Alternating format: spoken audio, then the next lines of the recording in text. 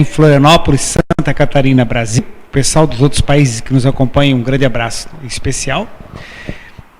A reunião é ao vivo. Nós estamos em 2017, março 15.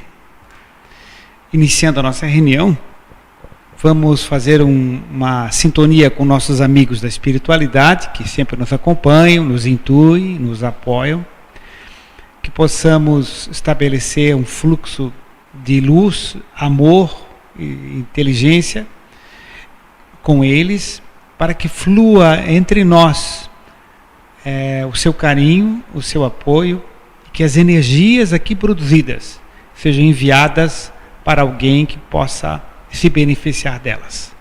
Boa noite, aberta está a nossa reunião. Nosso amigo Dr. Júlio Gouser, médico cirurgião plástico e que é escritor de 4 livros espíritas, está aqui novamente para conversar, dialogar. Temos hoje grande público assistindo, mas sabemos que na internet há muita gente de muitos países e muitas cidades nos acompanhando, né? Que nós tenhamos uma reunião bastante produtiva. O tema é o inconsciente. O inconsciente, parte 2 hoje. Inconsciente, parte 2. Então, podemos iniciar com um questionamento? Você quer fazer uma introdução?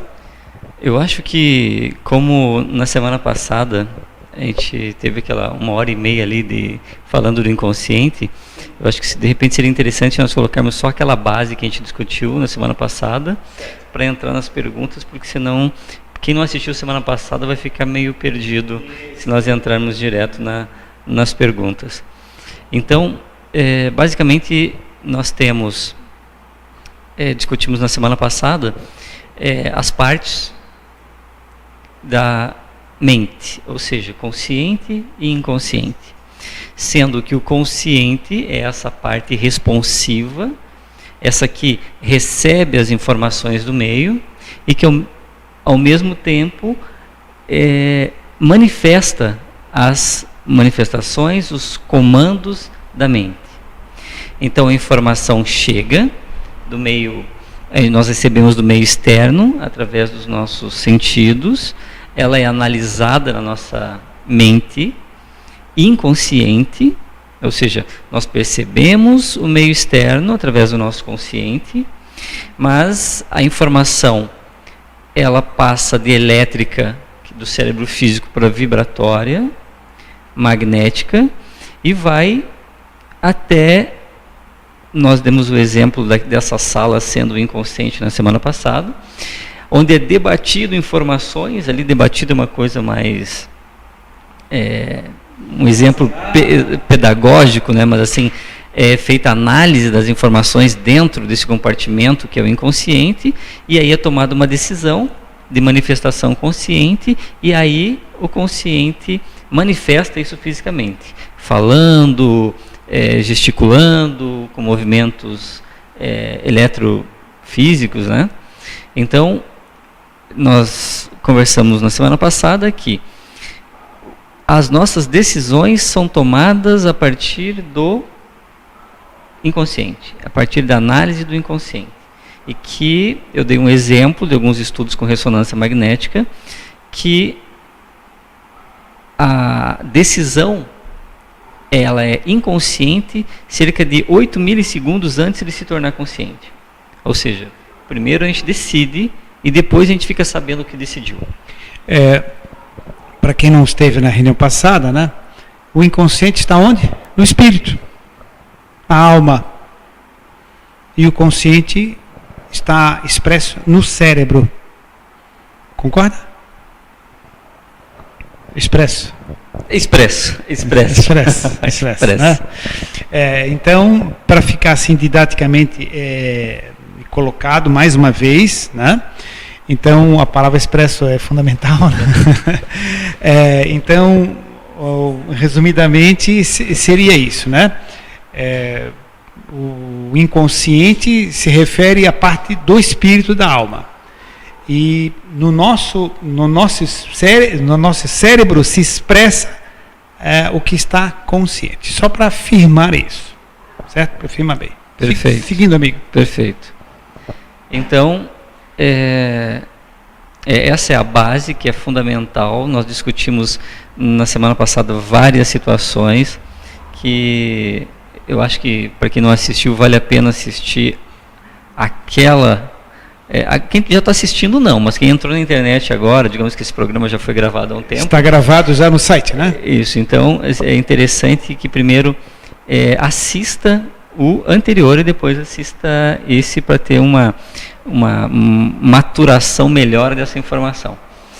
E aí eu acho que agora a gente já pode dar sequência nas perguntas, que eu acho que a base já foi dada. Ok. Jefferson, então, poderia ler a primeira questão?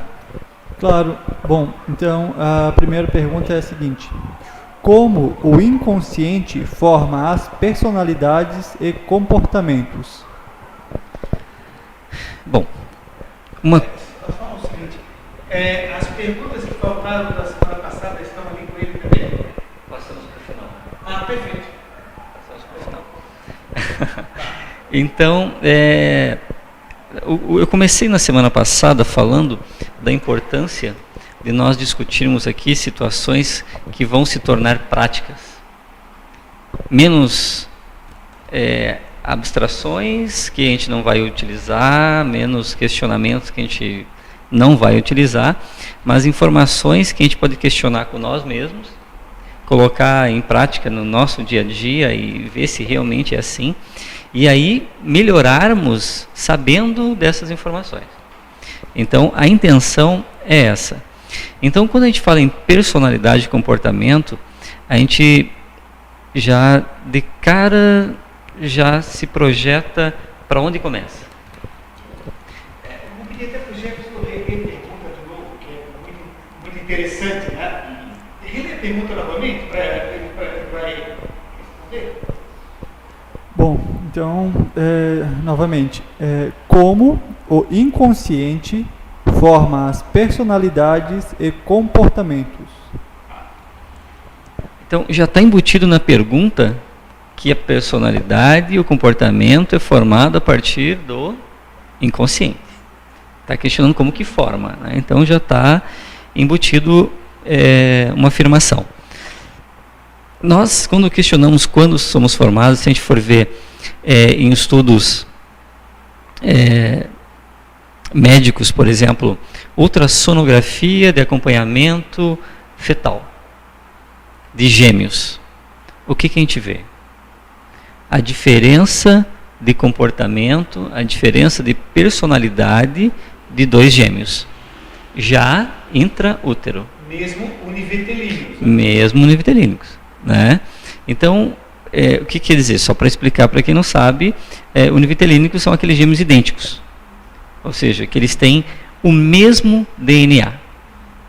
Então, isso é uma outra situação que a gente pode entrar, que depois, em uma outra pergunta, mas vejam bem, os tijolos que formam os nossos corpos, eles são determinados pelo DNA. Então, se tem um DNA igual, quer dizer que os corpos são iguais, mas se nós pensarmos que a resposta ao meio, ela é de pura análise elétrica, ou seja, só do físico, só do cérebro físico, por uma questão óbvia, ela teria que ser igual. Quando que ela não é igual? Quando ela tem uma análise diferente de informações para que se tome uma decisão. Então, isso poderia acontecer na criança? Poderia, porque ninguém vai ter a mesma informação. Mas, intraútero, na idade fetal, não deveria ser.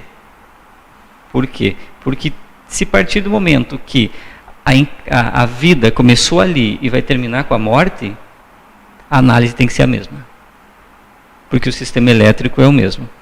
Então, se ele é diferente, em alguma situação, essa situação não é física. Ela tem que estar em outro departamento.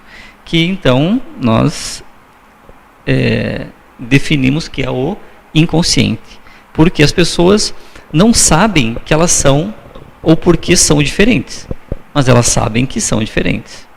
Isso nós vimos semana passada também, porque nós fazemos análise das informações prévias ou dessa encarnação de forma consciente, porque nós lembramos, ou de encarnações anteriores de forma inconsciente, porque nós não lembramos de onde tiramos essa informação. Então nós podemos dizer que os gêmeos univitelíneos, embora tenham corpos idênticos, DNAs iguais, porque vieram de um só espermatozoide e um óvulo que se duplicou, né, após a fecundação, embora tenham corpos idênticos, o material para expressar seu consciente, que é o cérebro, é igual, mas são dois espíritos diferentes. Aí que vem a questão que eles têm inconscientes diferentes. Só para tornar mais... Exatamente. Não, essa definição onde entra o espírito, isso é importante. Mas então o que acontece? Os comportamentos. Vamos relembrar como é que formamos o inconsciente. O inconsciente foi formado a partir de todas as informações que foram colhidas durante todas as nossas existências e depositadas em arquivos mentais, ou seja, inconscientes. E esses arquivos servem de análise para as decisões das próximas encarnações. Mas são análises também inconscientes, a grande maioria.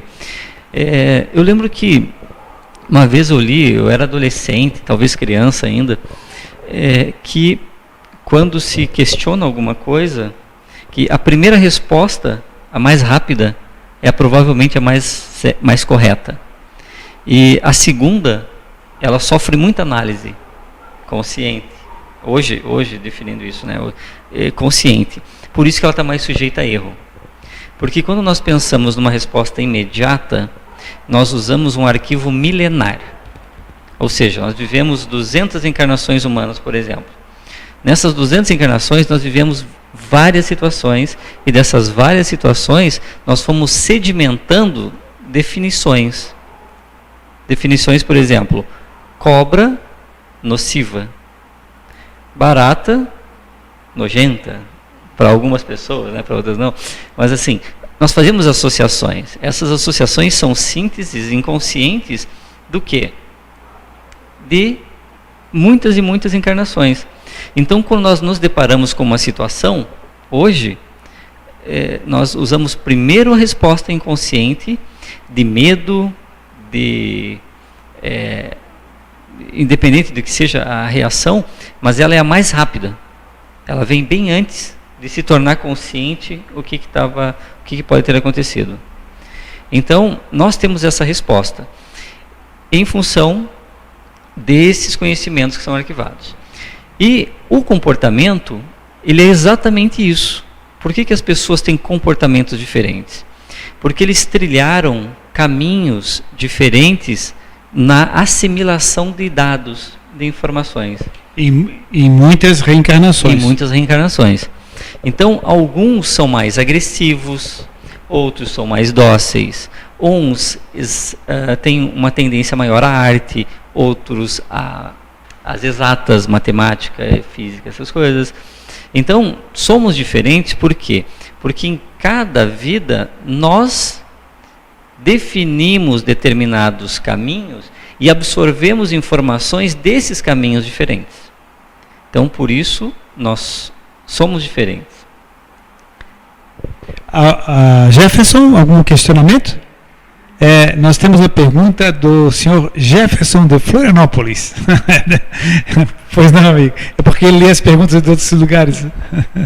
Sim, amigo, fique à vontade. Bom, antes o Erivaldo está agradecendo aqui pela palestra e a Maria Piedade de São Paulo está falando que é excelente tema para estudo. Para quem não conhece, o Erivaldo Mário dos Passos é de Niterói, né, Rio de Janeiro. Então eu vou ter que aproveitar para fazer uma propaganda. Tudo isso que a gente está discutindo na parte do inconsciente está no livro A Mente Imortal. Bom, de autoria dele.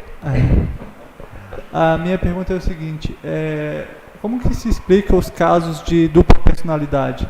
Esse conflito que a pessoa tem com ela mesma. Poderia explicar, por favor? Sim, perfeito.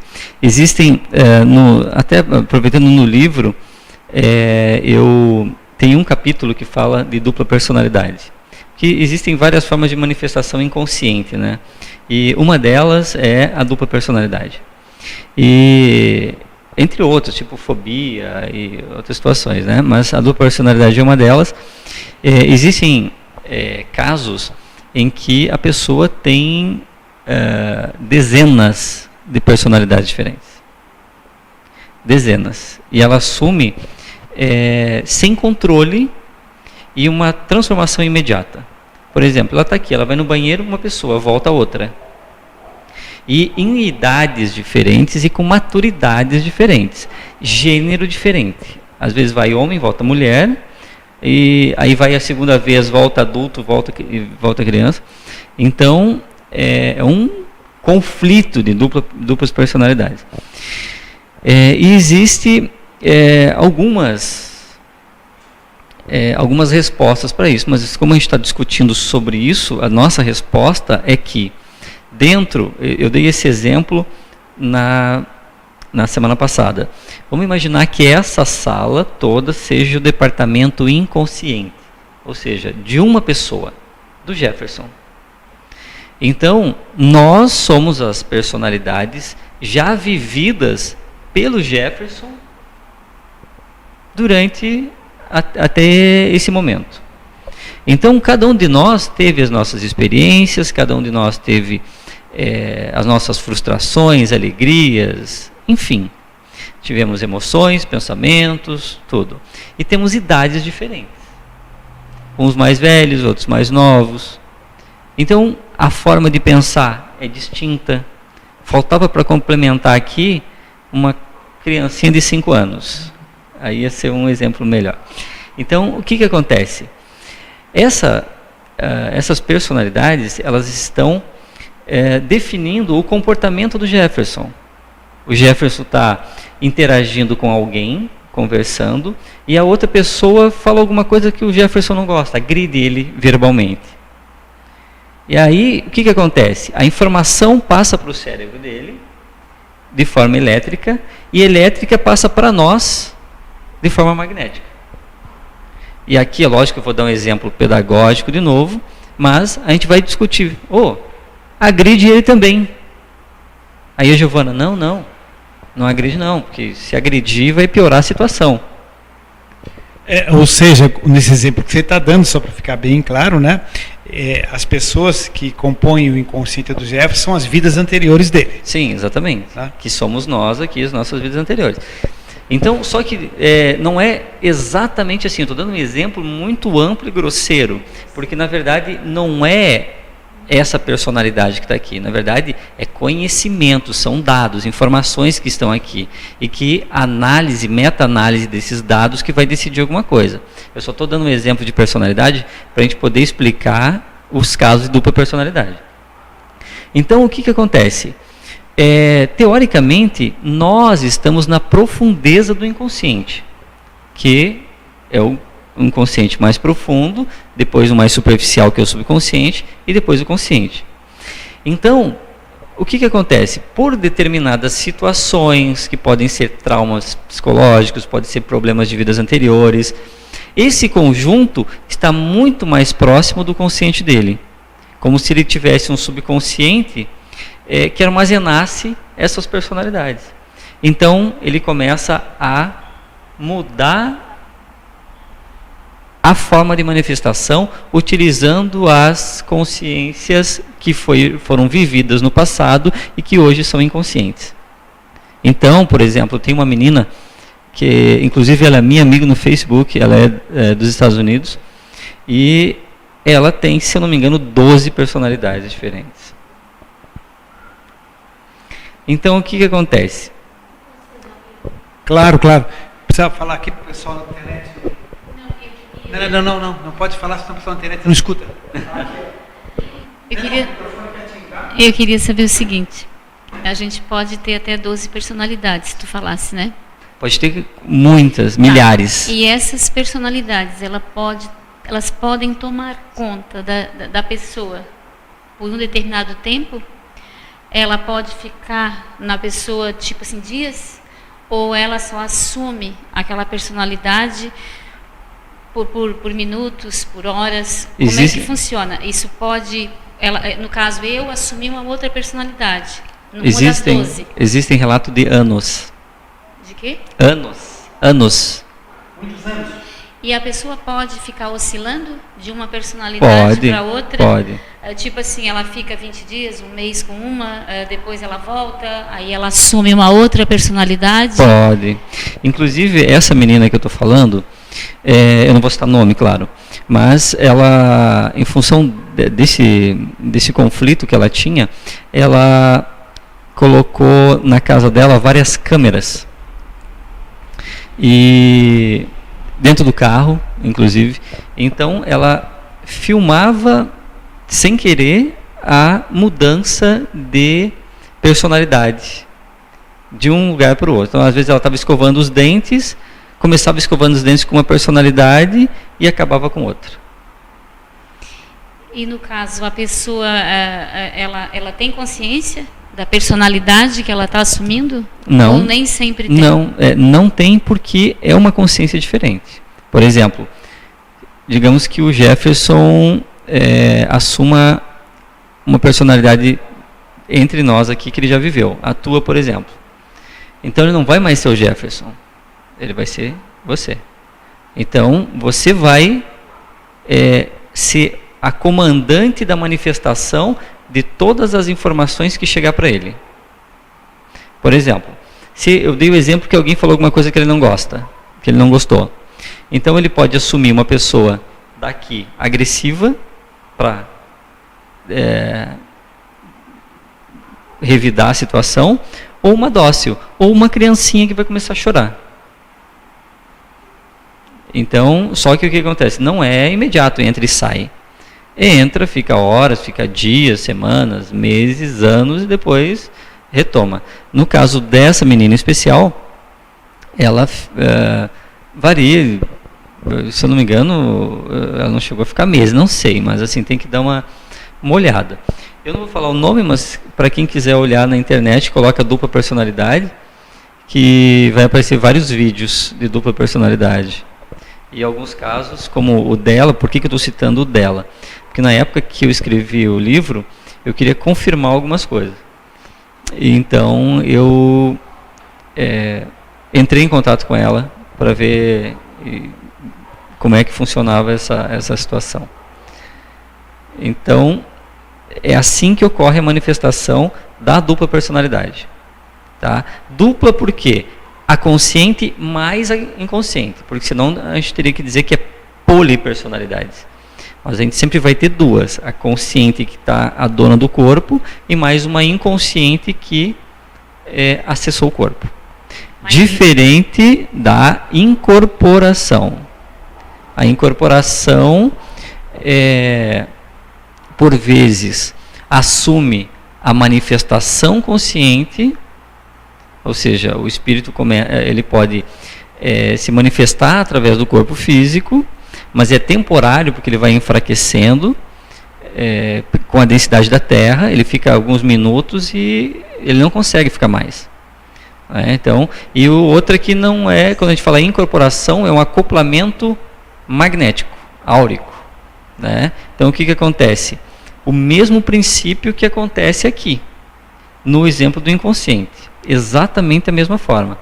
Fecha-se o sinal inconsciente da pessoa aqui e isola-se o consciente dele e o comando meu consciente começa a entrar consciente para dentro da manifestação física elétrica. Então quem comanda a parte elétrica passa a ser a consciência que está acoplada. Ficou meio confuso, não sei se deu para entender.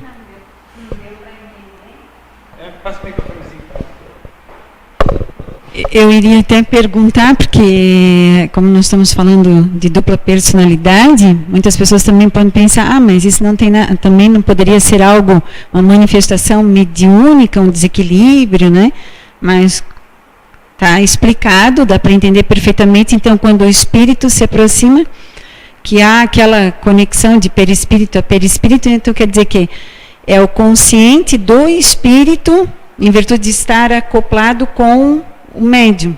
Então, é aquela consciência que se manifesta no transe mediúnico, né? Isso, exatamente. Então, o que acontece? Só para a gente entender a fisiologia da incorporação. Eu sempre falo que nós, quando eu digo eu, Júlio, não é o corpo físico, mas é uma estrutura magnética ampla que ocupa esse espaço aqui. E que quem manda, por exemplo, se eu estou falando alguma coisa para vocês, é porque nós estamos interagindo, meio físico, ele se torna elétrico no meu corpo, vai para o cérebro físico magnético, o magnético manda a resposta. Então vejam que magnético, cérebro físico, existe um caminho aqui. Então, quando ocorre a manifestação da incorporação, o que acontece? Uma rádio pirata, ela entra dentro desse canal onde o meu inconsciente ia se manifestar de forma consciente. Então ele atravessa aqui. Então, se ele atravessa isso, eu continuo só de forma inconsciente, sem conseguir me manifestar. Aí vem as várias formas de manifestação, de incorporação. Pode ser a manifestação consciente, em que entra as duas informações para dentro, para a manifestação física e de recepção consciente, ou só do inconsciente, só do consciente do espírito acoplado. Ou seja, me isola. Essa é a incorporação inconsciente. Então, resumindo, essas duplas personalidades, frequentemente, elas são um conflito entre o que digamos que eu tivesse uma dupla personalidade. Seria um conflito de que eu sou agora com o que eu já fui em outra vida. Isso é uma situação. Certo? Só que são muitos, né? Mas com uma delas. Outra causa de dupla personalidade é isso que o Dr. Júlio falou, que seria o processo de incorporação, ou seja, de intercâmbio com o espírito. Seria obsessão, exatamente. Certo? Seria obsessão. É isso mesmo. O pessoal da internet não ouviu a pergunta. Queres falar? Não. Não dá, eles não conseguem ouvir.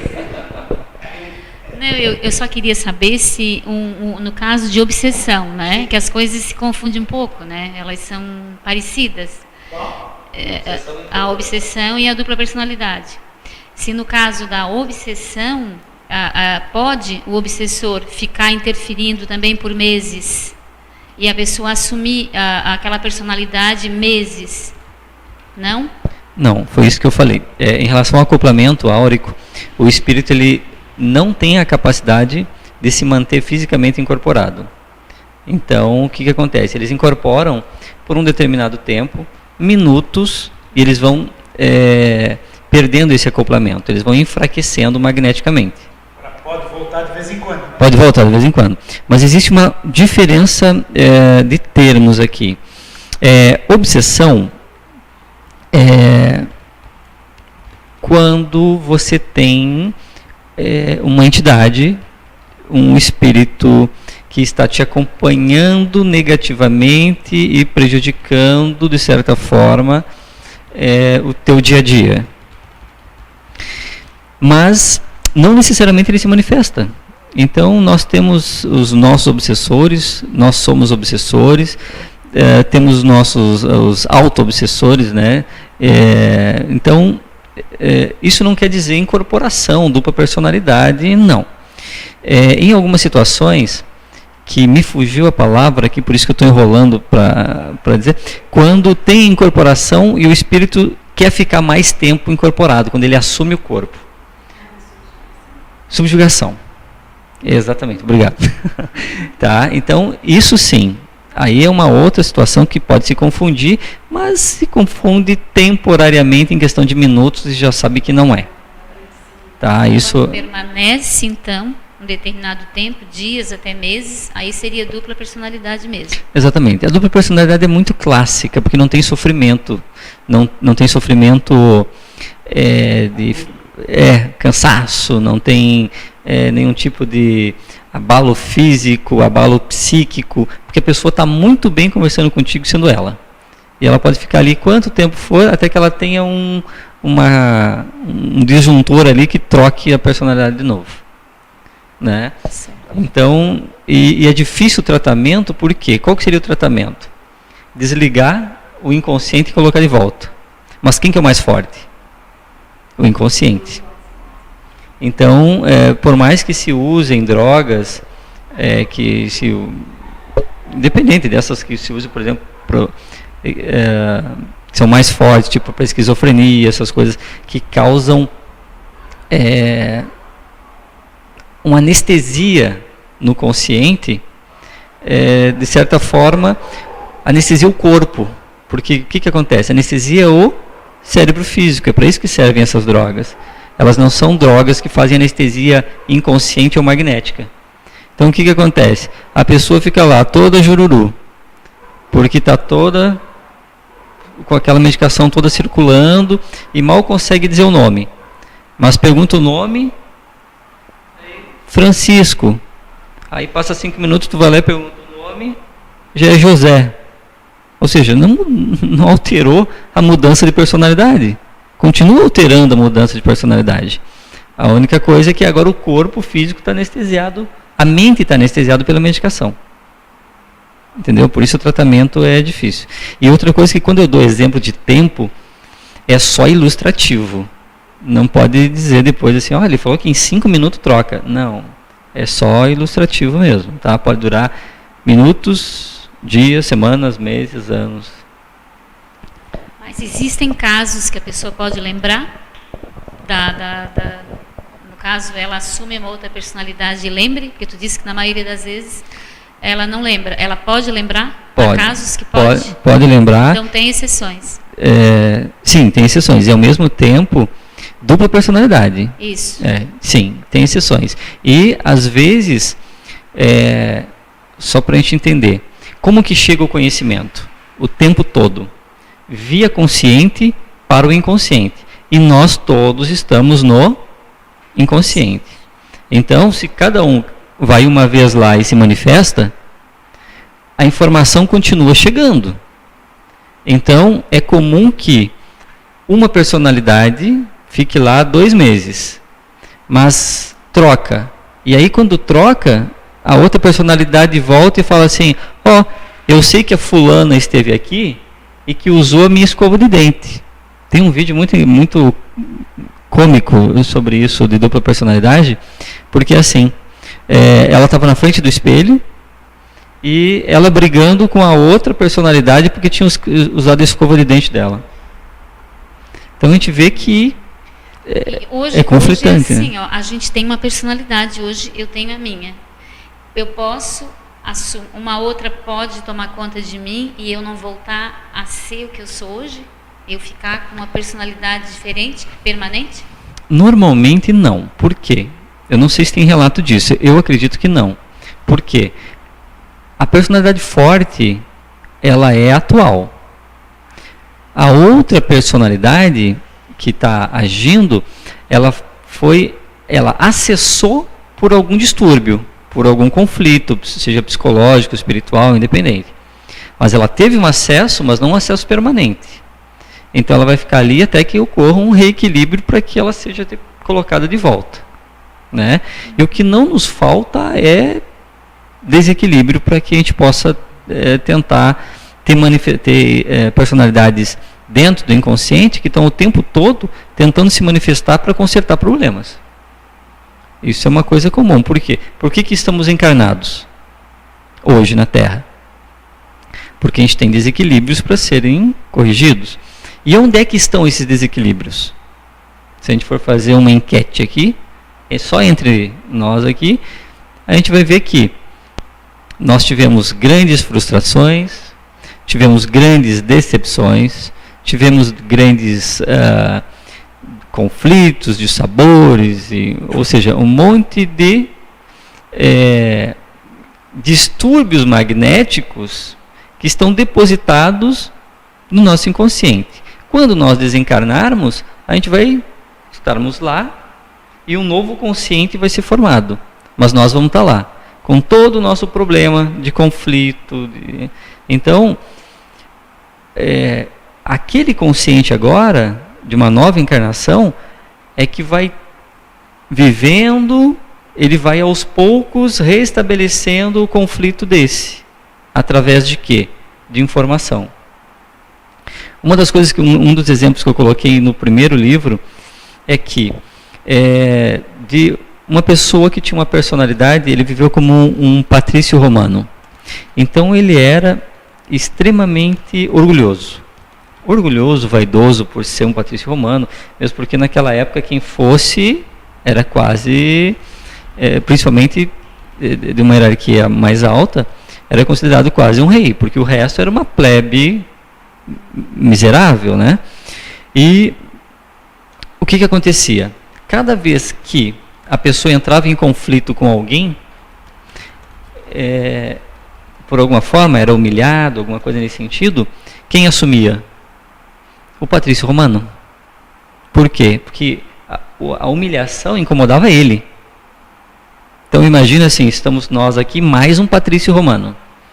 Aí alguém falou alguma coisa para o Jefferson, como eu já falei no exemplo anterior. Deixa lá, não me incomoda. Quem que vai levantar e dizer, ninguém vai fazer isso? Ele. Então o que vai acontecer? Cada vez que ele entrar em conflito e esse patrício romano não se manifesta, ele vai estar dissolvendo esse orgulho, essa vaidade toda, e vai estar tratando ele. Então, como que se trata o orgulho? Qual o remédio? A humilhação? Sim. Só que a humilhação também muda de pessoa para pessoa. O que falam para um, pode aquela pessoa se sentir humilhado. Mas pode falar a mesma coisa para outro e a pessoa não se sente humilhado. Por que muda? Porque alguém lá dentro do inconsciente está se sentindo humilhado. Se não tivesse o patrício romano, ninguém ia se sentir humilhado. Todo mundo ia ficar tranquilo. Mas a humilhação é uma forma de orgulho. A humilhação seria uma forma de orgulho. É isso? De tratamento. O remédio amargo. Então, se a pessoa é orgulhosa, ela vai se sentir humilhada por um monte de coisa.